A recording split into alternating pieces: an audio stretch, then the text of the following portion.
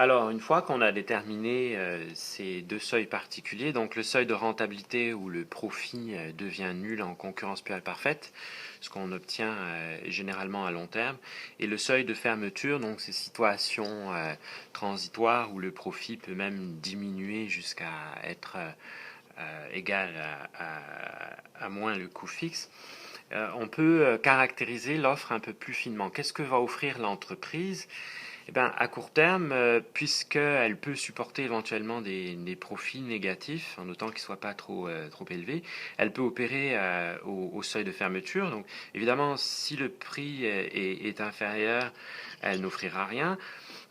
Si le prix est juste égal au seuil de fermeture, elle va pouvoir offrir ces deux quantités au choix.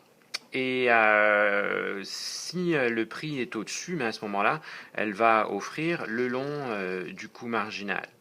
Okay. Donc ça, c'est pour ce qui est de l'offre de court terme. Okay. C'est la partie croissante du coût marginal située au-dessus du seuil de fermeture.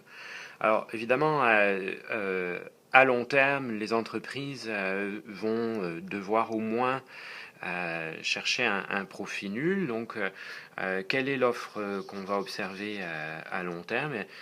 C'est zéro lorsque la demande est inférieure au seuil de rentabilité.